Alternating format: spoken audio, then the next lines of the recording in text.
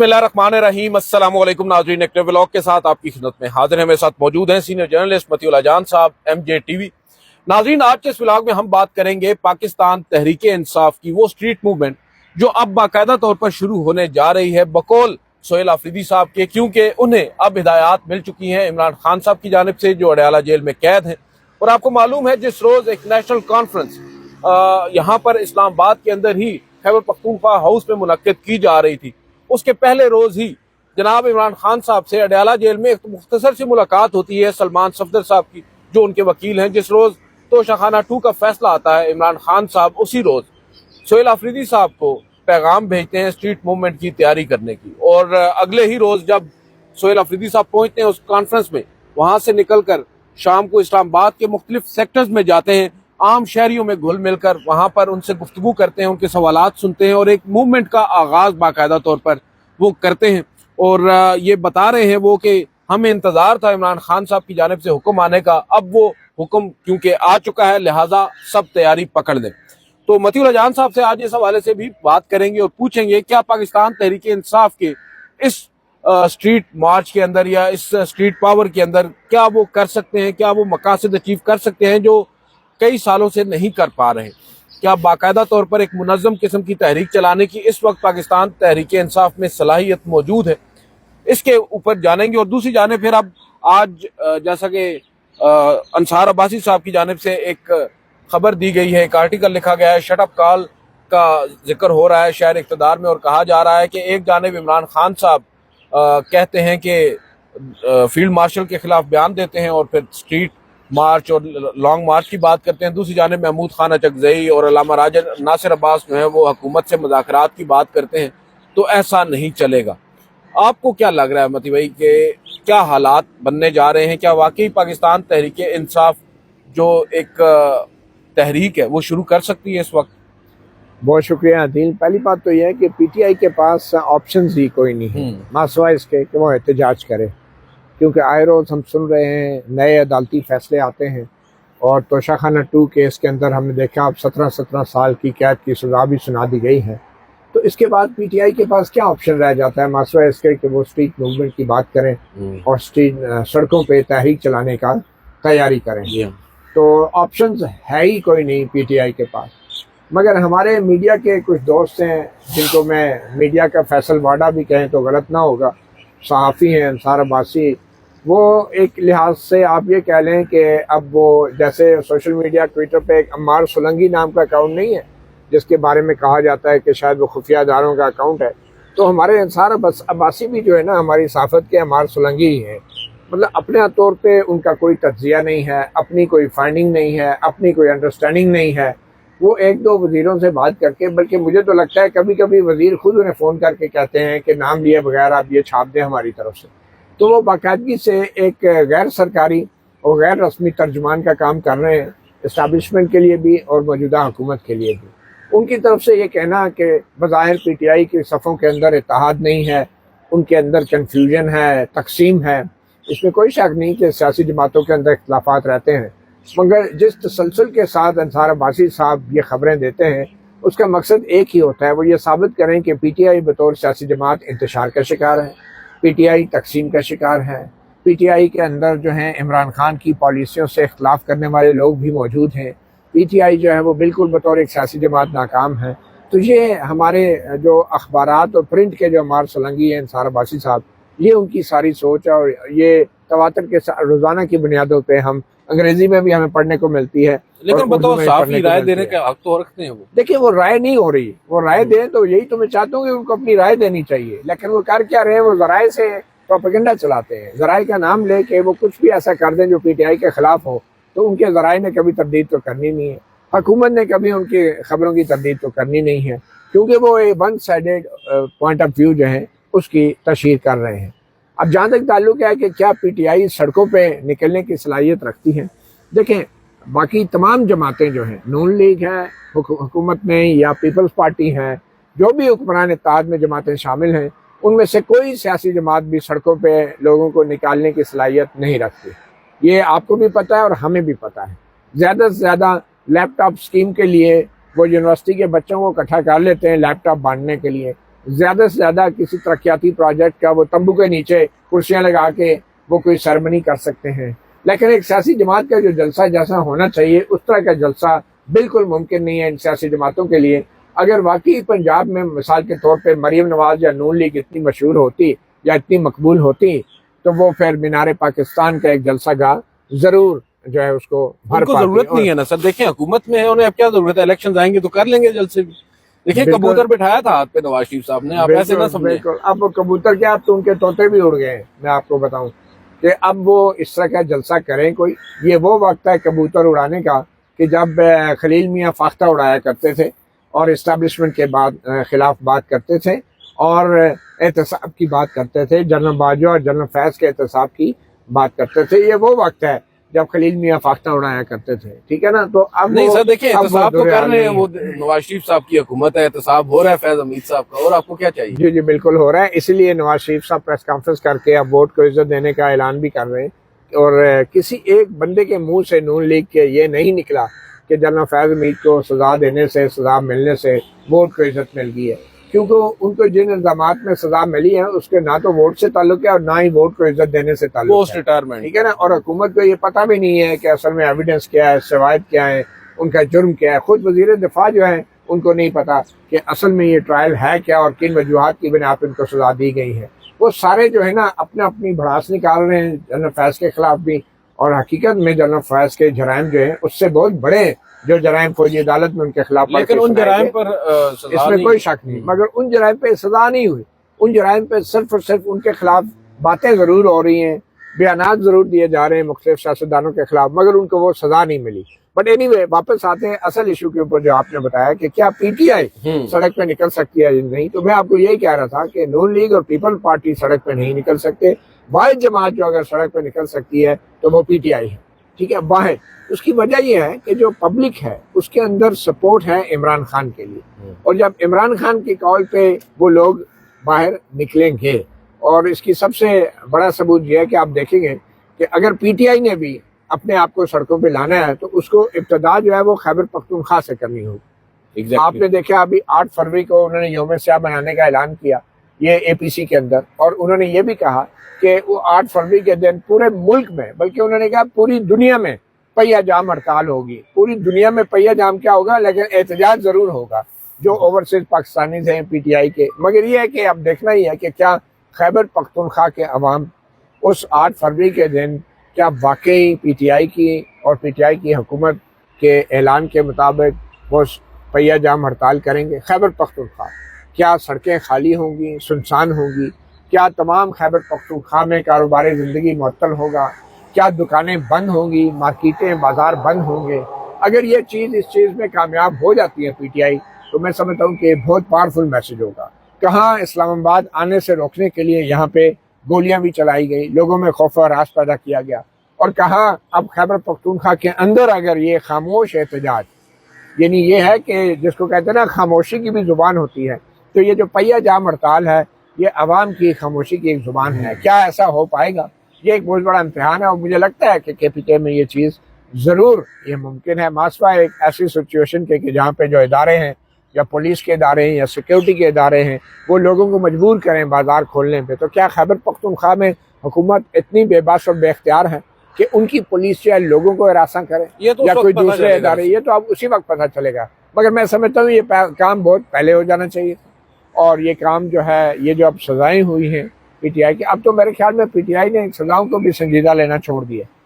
ٹھیک ہے، تو یہ بہت بڑا ایک امتحان ہوگا۔ اور یہ جو پبلک رابطہ مہم ہے اس میں سہیل آفریدی صاحب نے جو شروع کی ہے، پی ٹی آئی کو اندازہ ہوگا، سہیل آفریدی کو اندازہ ہوگا کہ پبلک کے اندر جذبات بہت ہیں، صرف یہ ہے کہ پی ٹی آئی کی قیادت کی طرف سے ان جذبات کو چینلائز کرنا، ان کو آرگنائز کرنا، ان کو موبلائز کرنا، اس چیز کی کمی ہے، اور آنے والے دنوں میں پی ٹی آئی کو میں سمجھتا ہوں کہ اس حوالے سے اپنے آپ کو بہت زیادہ متحرک کرنا ہوگا۔ مگر ساتھ ساتھ آپ دیکھیں گے کہ ہماری ماشاءاللہ سے عدالتیں بھی اور ہماری جو پنجاب پولیس ہے دیگر وہ بھی 8 فروری سے بہت پہلے بہت کچھ کرنا شروع ہو جائیں گے، اور پی ٹی آئی جو پہلے ہی کافی دباؤ میں ہے تو وہ اور بھی زیادہ ابھی توشہ-خانہ 2 کیس کی سزا آئی ہے نا ہمارے سامنے، آپ دیکھ سکتے ہیں کہ اب میں سمجھتا ہوں اوورآل ایک شخص جو آلریڈی پابند سلاسل ہے اس کی سزا یافتہ ہے، وہ اس کی اہلیہ، اس کو ایک اور کیس میں 17 سال سزا سنانا، اس کو آپ کیسے دیکھتے ہیں؟ ایک اوور آل کیا آپ کا ایک ویو ہے کہ کیوں کر ریاست کو ضرورت آن پڑی کہ ایک اور مقدمے کے اندر، اور توشہ خانہ کے ہی ایک اور بتایا جا رہا ہے کہ 4 مقدمے ہو چکے ہیں توشہ خانہ کے، یہ چوتھا تھا،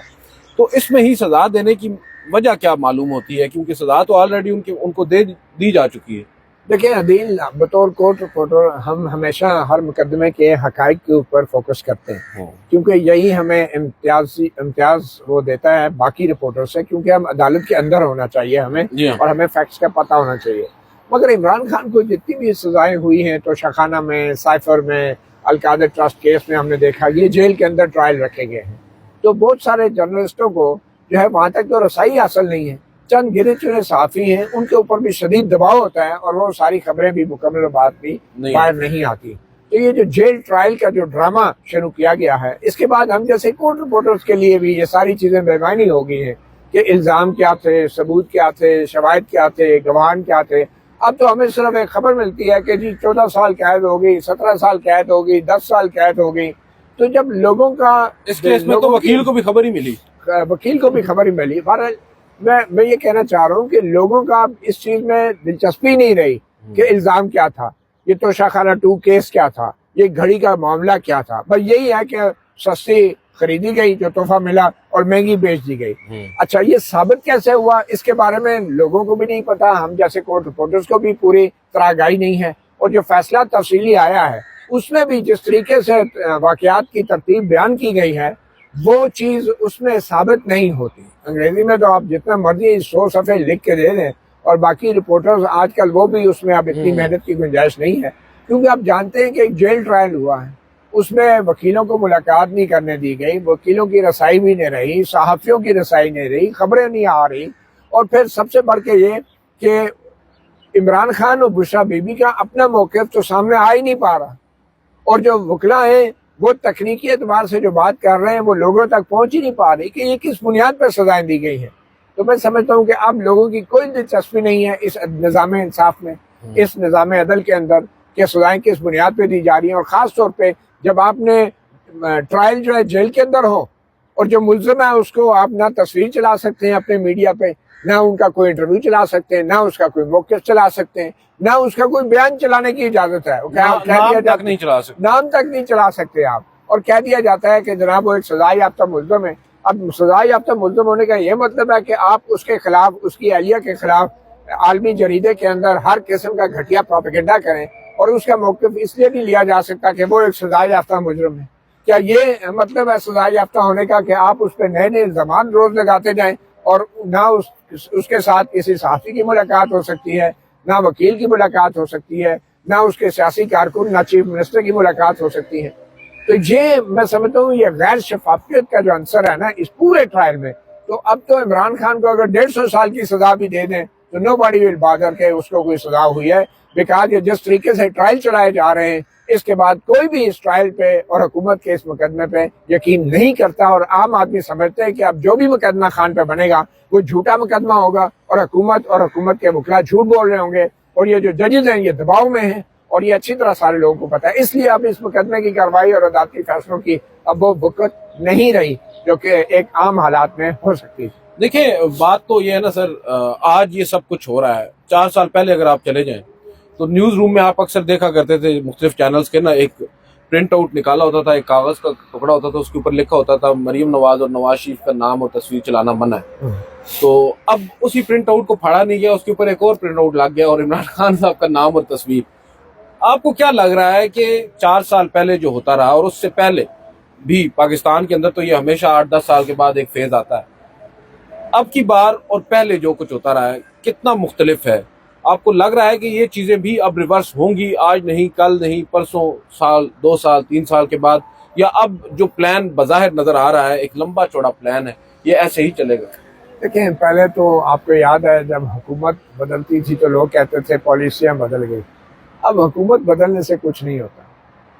اب جو ہے اسٹیبلشمنٹ کی قیادت بدلتی ہے تو پالیسیاں بدلتی ہیں، ٹھیک ہے نا؟ ہم نے یہ ڈرامے دیکھ چکے ہیں بہت، پاناما کیس جو کچھ اس سپریم کورٹ کی بلڈنگ کے اندر ہوتا رہا، آپ بھی کور کرتے رہے، ہم نے بھی اس کو کور کیا، وہ پاناما کیس بھی ایک بہت بڑا ڈرامہ تھا، اس وقت بھی معاملات جو ہیں حکومت میں ہوتے ہوئے نواز شریف اتنا بے بس تھا اور اتنا کارنر تھا کہ اس کو اپنا عہدہ چھوڑنا پڑا، ٹھیک ہے نا. تو یہ حکومتوں کے بدلنے سے کچھ نہیں ہوتا. یہ جب تک اسٹیبلشمنٹ جو ہے وہ حکومتوں کے خلاف سازش کرتی رہتی ہے، جب تک وہ اسٹیبلشمنٹ جو ہے وہ عدلیہ کو ڈائریکٹ کنٹرول کرتی ہے، اس وقت تک یہ فرق نہیں پڑتا کہ نواز شریف جیل میں ہے یا عمران خان جیل میں ہے. نواز شریف باہر ہوتے ہوئے بھی جتنی تذلیل میں سمجھتا ہوں ہماری سیاست کیا جو حکمران ہیں ان کی ہو چکی ہے،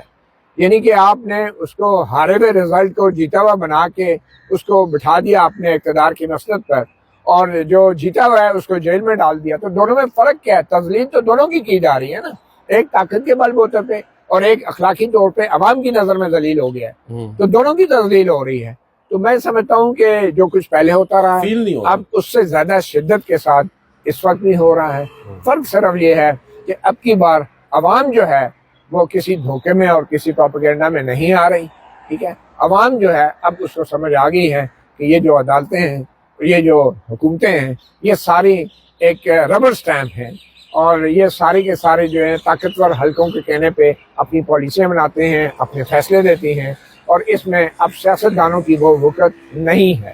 جو کہ پہلے کبھی کہا جاتا تھا کہ نواز شریف آئے گا تو یہ کرے گا، جب آئے گا عمران تو پتہ نہیں کیا ہو جائے گا. یہ دونوں ہی فارغ ہو چکے ہیں اور عوام اچھی طرح جان چکے ہیں کہ یہ عدالتیں اور یہ حکومتیں اور یہ نظام جو ہے یہ مکمل طور پہ یرغمال نظام ہے. اس لیے وہ ایک بار چاہتے ہیں کہ اس سچویشن سے باہر نکلیں، مگر ان کو اب کوئی قیادت فراہم کرنے والا نہیں نظر آ رہا. ایک وہ بیسیکلی خلا ہے جو پر نہیں ہو پا رہا. اب یہاں پر آپ نے ابھی عدالتوں کی بات کی تو آج ایک اور لطیفہ بھی سن لیں. جیسا کہ طارق جہانگیری صاحب اسلام آباد ہائی کورٹ نے سندھ ہائی کورٹ میں جاری ایک مقدمے کے باوجود یہاں پر جج صاحب کے خلاف کیس چلایا، ایک کو وارنٹو کی پٹیشن، اور پھر جج صاحب کو فارغ بھی کر دیا، ڈی نوٹیفائی کرنے کا بھی حکم دے دیا، اور اسی کیس میں پہلے ایک حکم امتناع دے رکھا تھا سندھ ہائی کورٹ نے. آج اس پر کارروائی آگے بڑھی ہے اور وہ کیس اب بھی چل رہا ہے، ایسا جیسے طارق جہانگیری صاحب اس وقت بھی جج ہیں اسلام آباد ہائی کورٹ کے. تو یہ آپ کیسے دیکھ رہے ہیں؟ کیا ہماری جوڈیشری یا سندھ ہائی کورٹ یہاں پر کر کیا رہی ہے، یا جو کر رہی ہے اس کے پاس اور کوئی آپشن نہیں ہے؟ دیکھیں، سندھ ہائی کورٹ سے جو ابھی تک کی خبر آئی ہے وہ یہی ہے کہ کراچی یونیورسٹی کے رجسٹرار نے اپنا حلفیہ بیان جمع کرایا ہے توہین عدالت کی کارروائی کے اوپر، اور ان کا یہ موقف تھا کہ جناب یہ جو سندھ ہائی کورٹ کے حکم امتناع کے بعد کم از کم کراچی یونیورسٹی نے مزید کوئی کارروائی نہیں کی، اور حکم امتناع سے مراد وہ یہ لے رہے تھے کہ وہ جو نوٹیفیکیشن منسوخ ہے یا معطل ہے تو وہ معطل ہے. لیکن ابھی تک یہ واضح جواب ان کا نہیں آیا کہ اگر وہ معطل تھا تو پھر اس معطل شدہ جو نوٹیفیکیشن تھا ڈگری کی منسوخی کا، وہ معطل شدہ نوٹیفیکیشن کی بنیاد پہ ایک دوسری ہائی کورٹ نے کیسے فیصلہ؟ یہ بہت بڑا ایک لیپس ہے نا. یہ ایک سوال ہے جس کا جواب ابھی سامنے نہیں آیا، معلوم نہیں اس کی کیا وضاحت دی ہے. شاید وہ ڈوگر صاحب کی ڈیٹیل ریزننگ میں آ جائے. وہ ڈیٹیل ریزننگ پتہ نہیں کون کیسے کب لکھے گا، وہ اب انگریزی ہے، اس میں ڈیٹیل کا انہوں نے کہا تو نہیں کہ کوئی ڈیٹیل لکھیں گے. نہیں، وہ شارٹ آرڈر میں تو ڈیٹیل کا کوئی ذکر ہی نہیں ہے. نہیں، لیکن مجھے لگتا ہے کہ وہ جتنا I think the dual is in the details. جو مجھے نہیں لگتا کہ کوئی ڈیٹیل ججمنٹ کا ایز سچ کوئی اناؤنسمنٹ ہے، وہ آنی تو چاہیے. کوئی معمولی بات نہیں ہے کہ آپ نے آئین سے ماورا ہو کے آرٹیکل 209 کو ایک طرف رکھ کے آپ نے ایک جج کو فارغ کر دیا. تو میرا یہ خیال ہے کہ اب سندھ ہائی کورٹ کی طرف سے یہ جو فیصلہ آیا ہے اور اسٹے آرڈر کو چھٹیوں کے بعد تک ایکسٹینڈ کیا ہے، تو یہ ایک لمحہ فکریہ ہے اسلام آباد ہائی کورٹ کے لیے بھی، کہ اگر وہ ڈگری کی منسوخی کا نوٹیفیکیشن فیلڈ میں نہیں تھا تو انہوں نے کیسے کر دیا. تو اب اس فیصلے کے خلاف جسٹس طارق محمود جہانگیری جو ہیں وفاقی آئینی عدالت میں جائیں گے، اور وفاقی آئینی عدالت جو ہے پھر اس کو یہ دیکھنا ہوگا کہ کیا ایسا حکم دینا ممکن تھا یا نہیں. آپ کو یاد ہوگا جسٹس ایک بیس کے اوپر یہ فیصلہ اڑ سکتا ہے سر. ایگزیکٹلی، آپ دیکھیں نا، یہی تو ایک چیز ہے کہ ایک ہائی کورٹ کہہ رہی ہے کہ یہ جو وہ ہائی کورٹ جو کراچی یونیورسٹی جس کی جورسڈکشن میں آتی ہے، ریلیونٹ ہے سندھ ہائی کورٹ، اس نے جب وہ نوٹیفیکیشن معطل کر دیا تو کوئی لاہور ہائی کورٹ یا پشاور ہائی کورٹ یا اسلام آباد ہائی کورٹ کیسے جو ہے اس معطل شدہ نوٹیفیکیشن کو دوبارہ سے زندہ کر کے اس کی بنیاد پہ آپ کسی جج کو جو ہے اس کے عہدے سے یا تو سپریم کورٹ بھی کرے. سمجھ میں آتی ہے چیز نا. اب ایک پیرالل ایک جوڈیشری چل رہی ہے سسٹم. بہرحال دیکھتے ہیں کیا ہوتا ہے. میرا خیال ہے ویڈیو کنکلوڈ کرتے ہیں. ناظرین، آج کے اس ولاگ سے اتنا ہی. مجھے متی اللہ جان صاحب کو اجازت دیجیے. اللہ حافظ. اللہ حافظ.